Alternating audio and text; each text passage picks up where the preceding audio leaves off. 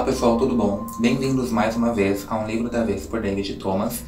Hoje o livro da vez será o clássico, o Drácula, né, de Bram Stoker. Antes de começar a resenha então, eu vou deixar aqui duas informações. Uma delas é que se você quiser adquirir essa edição pelo meu link da Amazon, eu vou deixar ele aqui embaixo na descrição do vídeo, tá? Você consegue ali com uma porcentagem de desconto e ajuda o meu canal a se manter na plataforma. Na descrição do vídeo também eu vou deixar o link para minha resenha escrita lá no meu blog, no Recanto das Letras, e também agora eu estou publicando as minhas resenhas no Scoob. Então vou deixar também o link do meu Scoob aqui embaixo na descrição. Você que possui o aplicativo, me segue lá também para a gente começar a usar essa plataforma como outro meio de entretenimento, né, de compartilhamento de leituras. Aqui no Brasil, essa edição aqui foi publicada pela Martin Claret, na editora. Foi publicado esses três romances, né, góticos, o Frankenstein, o Magic e o Monstro e o Drácula. E eu também li nessa versão em quadrinhos, né, que é a HQ. E ao longo da resenha eu vou mostrando para vocês um pouquinho também de como que foi a minha experiência de leitura, tanto com romance quanto com a HQ. E também vou falar um pouco do filme, né, do Coppola, de 1992. A primeira coisa que eu tenho para falar em relação à leitura de Drácula, tá, que até então eu nunca tinha lido nada, não gostei, tá, não foi do meu agrado. Poderia vir aqui, tipo, fazer a linha egípcia, né, e fazer, sei lá, a linha gosta de tudo ali muito lindo, mas não é o caso. Não me chamou atenção, não gostei, não curti, mas eu vou explicar direitinho os inúmeros motivos que me fizeram achar o Drácula cansativo, exaustivo. Foi assim, eu terminei mesmo porque eu tinha que terminar, sabe, porque não é muito do meu perfil ler, ainda mais falar de alguma coisa que eu não cheguei a ler. Mas não foi um livro que eu gostei. Tanto que se eu tivesse que classificar no ano de 2020, a leitura que eu menos gostei, a mais difícil para mim, foi a leitura de Drácula. Drácula foi publicado primeiramente pelo Bram Stoker em 1897. Então, quer dizer, no final do século XIX, né? É um romance epistolar, tá? Então o que isso quer dizer? Toda a narrativa, a gente vai entrando na história meio que por trechos de diário, notícias de jornal, trocas de cartas, né, enfim. O narrador geralmente é em primeira pessoa aqui, né, com vários narradores, e assim, um manda uma carta, outro responde, a gente lê essas cartas e vai acompanhando a história. Talvez por isso que eu não sei se foi por isso, né, porque, por exemplo, Frankenstein tem um pouco disso também, eu não tive nenhum problema, pelo contrário, é um dos livros que eu mais gosto. Mas esse daqui não foi comigo. É uma leitura que provavelmente eu não vou pegar nunca mais. Não por vontade própria, pelo menos, né? A ambientação, ela vai se passar em vários, na verdade, países assim, da Europa, né? Só que especialmente todo o enredo de lance vão ocorrer tanto na Transilvânia quanto nas redondezas de Londres, né? Então, na atual Romênia, na verdade, né? Transilvânia, atual Romênia.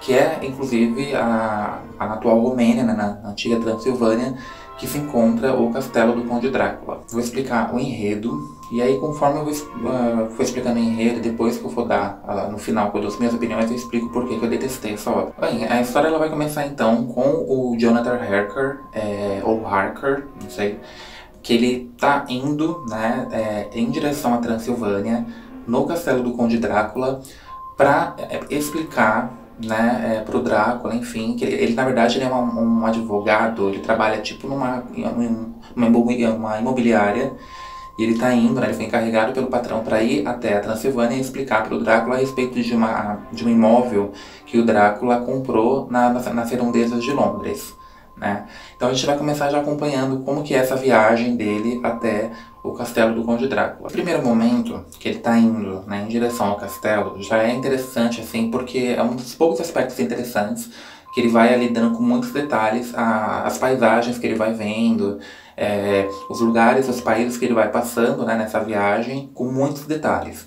Então isso aí é até um aspecto interessante. Conforme ele vai se aproximando, né, da Transilvânia, e ele vai falando para as pessoas quem ele está indo visitar, as pessoas começam a tentar convencê-lo a não ir.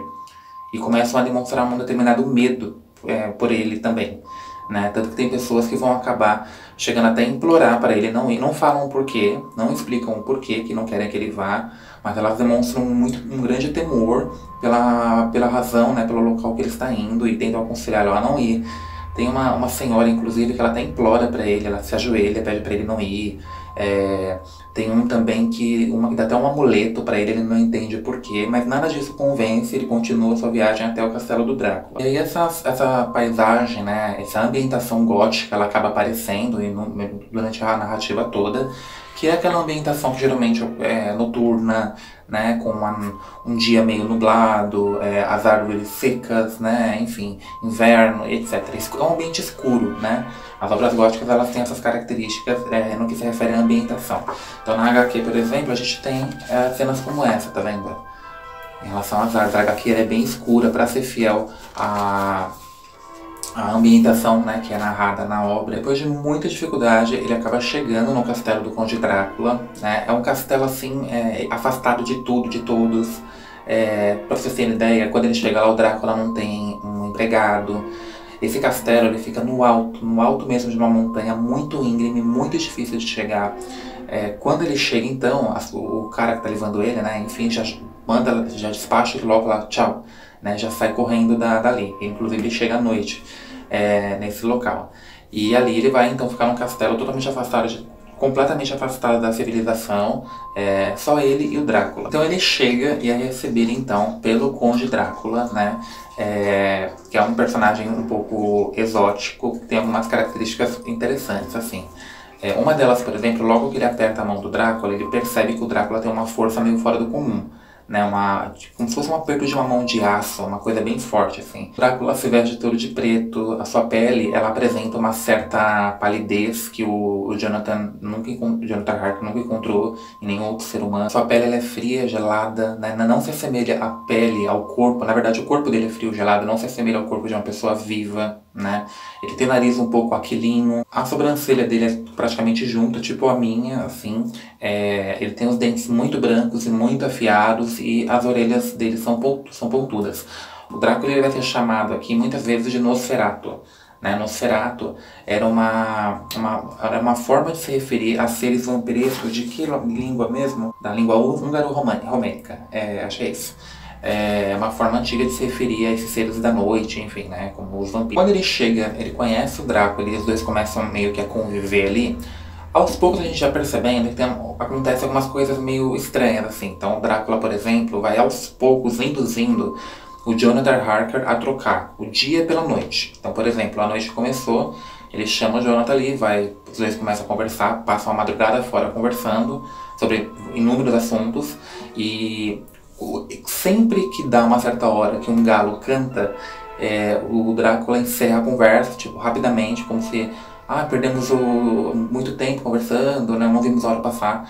E aí ele pega, vai dormir, o Jonathan acaba super cansado, também acaba dormindo de manhã.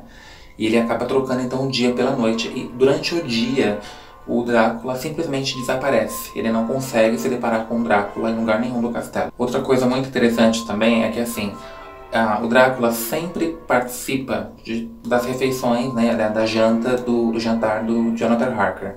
Mas ele nunca participa, ele sempre está presente, na verdade, mas ele nunca participa. Então ele nunca come ou bebe nada, sempre alegando que já comeu, já jantou e etc. Só vai ficar ali fazendo uma presença para eles conversarem, enfim.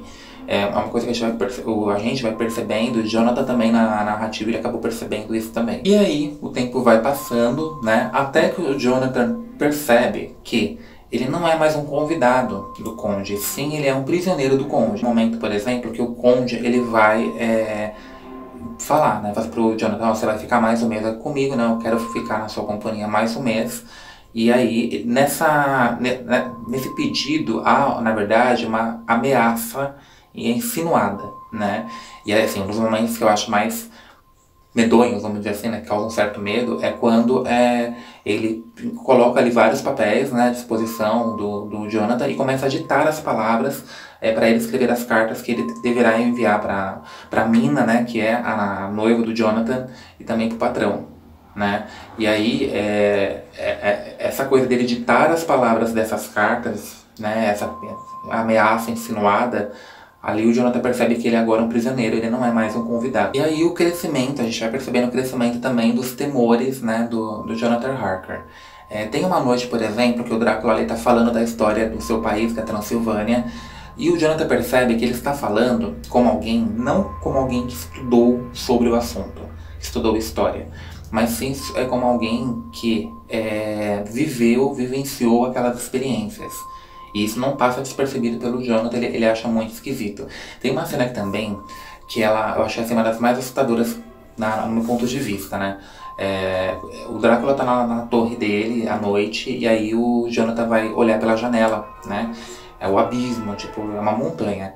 E o Drácula acaba descendo, né, a torre por lado de fora da torre, de ponta cabeça, como se fosse uma lagartixa. É uma cena assim, medonha. Isso eu posso falar que eu gostei, né? Causa uma certa repulsa. E aí o Jonathan acaba procurando meios de fugir daquela situação, e um desses meios é adentrando o quarto, né, do Conde Drácula. Quando ele entra dentro do quarto do Conde Drácula, ele se depara com uma cripta, né, uma espécie ali de antigo cemitério, com vários caixões, né, espalhados pelo ambiente. E ele fica mais assustado ainda quando ele abre um desses caixões, e dentro desse caixão está dormindo o Conde Drácula. E aí a gente fica, na verdade, um pouco menos da metade do livro, na expectativa de qual fim, né, o Drácula vai dar no Jonathan Harker. E aí, a partir desse momento, eu vou começar a dar mais spoilers, né, importantíssimos. Então, assim, você que não quer ouvir sobre spoilers, encerra o vídeo por aqui, tá? Muito obrigado, até o próximo vídeo. Quem não tiver problema, quem já leu a obra, pode continuar, porque agora os spoilers serão inevitáveis, tá? A gente fica na metade do livro, assim, um pouco menos da metade, na expectativa de qual fim que ele vai dar no Conde Drácula, no Jonathan Harker. E o Jonathan Harker, então, ele consegue fugir e ele desaparece por um período da narrativa. E aí a gente chega numa parte da história que é como se fosse uma segunda parte da história, que aí sim o negócio ficou insuportável pra mim. Uma das críticas que eu tenho aqui, por exemplo, se o enredo todo, né, tivesse girado em torno de qual fim de que o Drácula iria dar no Jonathan Harker, pra mim seria mais interessante, porque eu percebi. Antes disso eu já estava meio entediado, mas ainda estava um pouco mais curioso, né? Um pouco mais motivado a continuar a leitura. Depois disso, que ele foge e desaparece da narrativa e a gente começa a se deparar com outros personagens, aí o negócio foi pra mim assim maçante, foi muito cansativo, foi tenso, foi chato. E aí nós passamos então a acompanhar as trocas de cartas ali da Mina Murray, que é a noiva do Jonathan Harker. Ela tá indo em direção à casa da amiga Lucy, né? E essa amiga, ela sofre ali de sonambulismo. Uma noite, logo que ela chega, a amiga acaba saindo no meio da noite, indo até numa região ali, tipo cemitério, né? Num desses ataques sonâmbulos, enfim. E aí quando a mina vai resgata ela, traz ela de volta pra dentro do quarto pra dormir, ela percebe que ela levou uma mordida, ela tem umas mordidas no pescoço. E aí nesse momento a gente começa a se deparar também com outras narrativas ali meio secundárias. E nessa região de Londres tá acontecendo umas coisas meio loucas, assim, aconteceu isso com a amiga da mina. Por exemplo, tem um capitão, que é o Capitão Demétrio, que ele sai do seu país, acho que em direção a Londres, né, a Inglaterra, com uma tripulação. Que, se não me engano, é o navio que o Drácula está viajando em direção a Londres. Ele está indo em direção à Inglaterra e, do nada, né, toda noite, um tripulante simplesmente desaparece do navio com o navio em alto mar. E assim começa a desaparecer o outro, até que ele chega sozinho, né, na Inglaterra. Então começa a acontecer umas coisas meio estranhas assim na narrativa, dando a entender que tem alguma coisa errada causando isso. E nesse meio tempo, então, a gente tem aqui o retorno do Jonathan Harker, que ele vai, na verdade a mina vai receber uma carta de um hospital religioso, informando que o Jonathan se encontra nesse hospital e que ele meio que tá falando coisa com coisa, precisando de ajuda, tá se recuperando. Ela vai até ele a pede em casamento ali mesmo, e aí ele não quer conversar com ela sobre o que aconteceu, ele diz que ele quer esquecer todas as experiências que ele viveu até o momento, só que tudo que ele viveu dentro, como aqui, né, é um romance epistolar, tudo que ele viveu dentro do castelo, ele foi anotando em diários. E a mina encontra esse diário. E ele, só que ela o respeita, né, tal, ele lhe permite ver, só que ele pede pra ela, se ela ler, né, que não o exija que os dois tenham que conversar sobre o assunto, porque ele quer esquecer o que ele viveu, porque até mesmo ele não acredita nas coisas que ele viu. Ela acaba respeitando e acaba não abrindo o diário. Da mina que acabou levando essa mordida, que é sonâmbula, etc., ela acaba adoecendo de uma doença que ninguém sabe diagnosticar, e eles chamam um doutor muito experiente na região, que é o Dr. Van Helsing, né? O Dr. Van Helsing logo ele percebe, ele descobre que aquilo ali foi uma mordida de um vampiro, né? E descobre também que tem um vampiro atacando a região e que eles têm que tomar uma atitude. Em uma delas, por exemplo, é matar a mina, é matar a Lucy, que inclusive já estava com o casamento marcado, etc, né? E ele acaba, então, matando ela, cortando a cabeça dela. A partir desse momento, então, a gente vai ter aqui o início da caçada ao Conde Drácula, né? Então, o Dr. Van Helsing, o Jonathan Harker e outros personagens ali secundários vão perpetrar uma caçada ao Drácula. O Drácula vai fugir algumas vezes ali. O Drácula é tipo um animago de Harry Potter, então ele meio que se transforma num morcego e etc, né? Eles então preparam uma caçada. O que vai ser então o final dessa caçada? Eu não vou dizer se eles vão conseguir ou não, se o Drácula morre ou não, não vou expor aqui pra vocês. Muito embora, não, eu vou expor sempre, né? Porque eu já dei o alerta de spoiler. Eles conseguem encontrar o Jonathan, o Drácula, eles matam o Drácula, tá?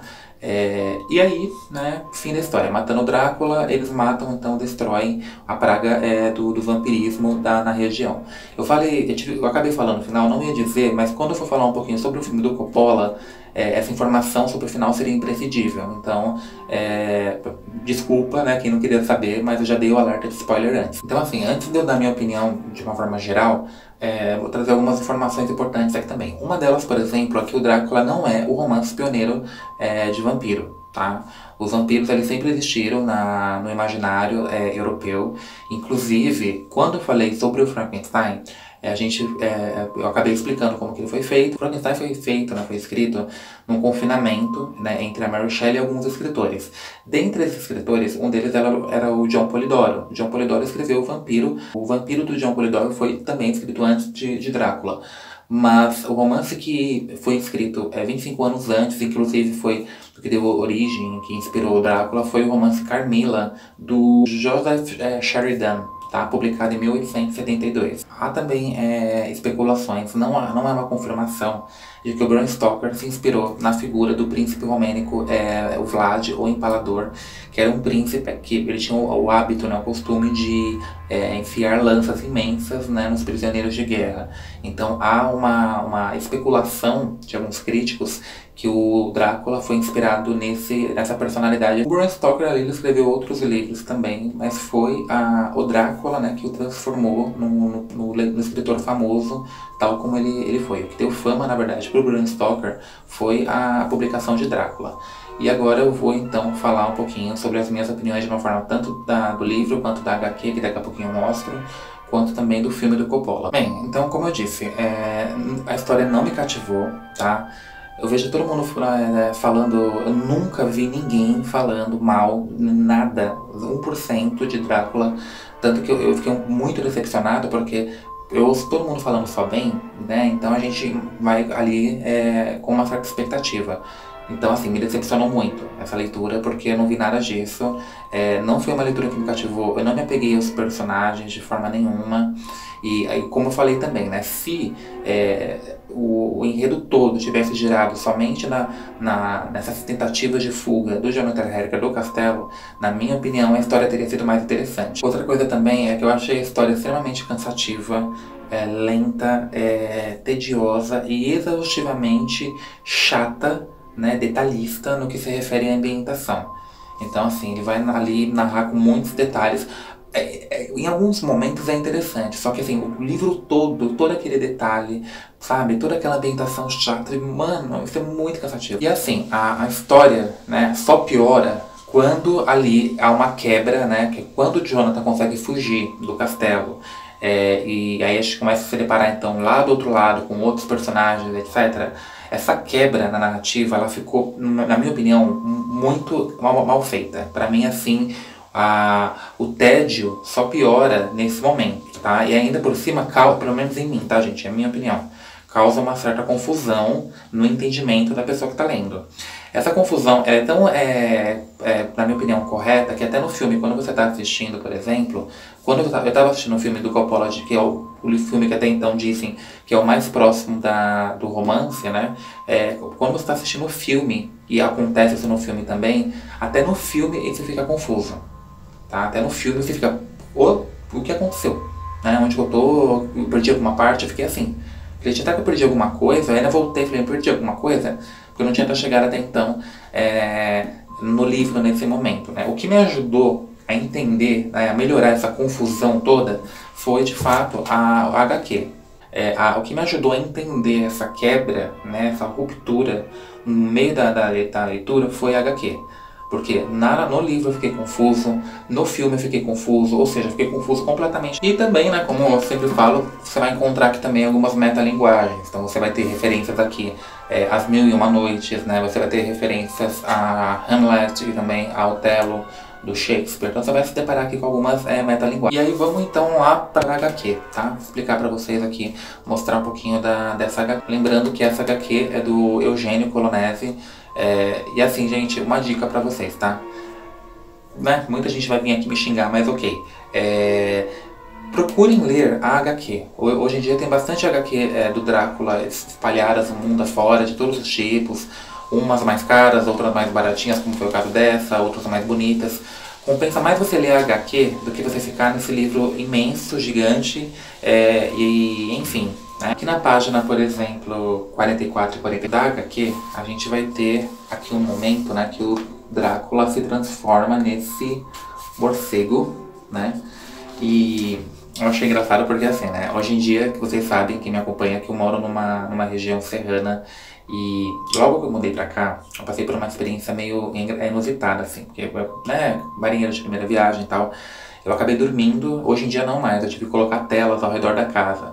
Mas eu acabei dormindo numa noite com a janela aberta, né? Porque eu tenho alguns problemas com ficar em locais fechados. E aí eu acordei no meio da noite com um morcego dentro da casa, né? E assim, foi uma coisa louca, foi uma madrugada doida. Eu fiquei morrendo de medo do morcego, porque o morcego é um bicho meio que medonho, né? Então ele fica olhando pra você, tipo, na iminência de te atacar e tal. E eu tive até que chamar um vizinho, pra você ter ideia da coisa, né? Pra poder tirar o morcego aqui de dentro. E eu achei engraçado, porque eu lembrei bastante desse momento, né? Quando eu vi essas cenas do Drácula como um animago se transformando num morcego. E a ambientação gótica, né? Que eu sempre falei pra vocês, ó. Então, basicamente na narrativa a gente vai ler toda essa ambientação, né? Meio escura, obscura e tal, né? Tem aqui também a cruz, né? Que é uma das coisas que consegue afastar o Drácula. Fica a dica, se você se deparar com um vampiro um dia, é só você mostrar um crucifixo pra ele. Então você vai ver aqui, ó, o Drácula com medo, né, do crucifixo e tal. Que logo na primeira página você já tem, né, uma representação do Drácula, né, com os dentes e enfim. E vocês lembram quando eu falei que quando ele tá chegando, né, no castelo do Conde Drácula, os personagens ali acabam pedindo pra ele, meio que implorando pra ele não ir. Eu até falei daquela senhora, né, que se ajoelha e tal. E aí tem essa cena retratada na HQ, tá vendo? Ela implora pra ele não ir até o castelo do Conde, só que eles imploram, só que ninguém fala a razão. Na página 16 e 17 a gente tem também a chegada, né, do Jonathan Harker no castelo do Conde. Então vocês percebem que fica no alto de uma montanha, muito íngreme, né? Na página 27 tem aquele momento assustador que eu expliquei pra vocês, que o Drácula acaba descendo, né, a torre de cabeça pra baixo, tipo uma lagartixa, tratada na HQ, né, aqui. E o Jonathan, né, observando essa cena inusitada pela janela. Vamos conversar então um pouquinho sobre o filme do Coppola, tá? 1992, que é o filme que até então dizem que é o filme mais fiel. São 2 horas de filme, tá? Esse filme tem no YouTube. Inclusive eu vou deixar aqui na descrição aqui na descrição também, eu vou deixar o link para quem quiser ver o filme, tá? O filme são 2 horas de filme.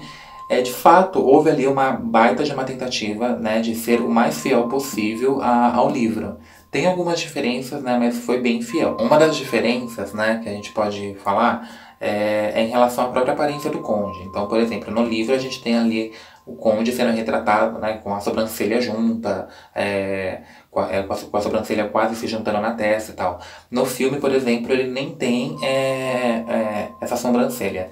Outra coisa também é que o conde no livro, a gente não sabe dizer exatamente a idade dele. Já no filme, né, ele é representado ali meio que um pouco mais velho. Essa cena assustadora, por exemplo, do conde, né, descendo a torre, né, tipo igual uma lagartixa de cabeça para baixo, é uma cena que eu gostaria de ter visto no filme, né, porque foi uma das cenas que eu confesso que mais me chamou a atenção, assim, mais assustadoras que tem.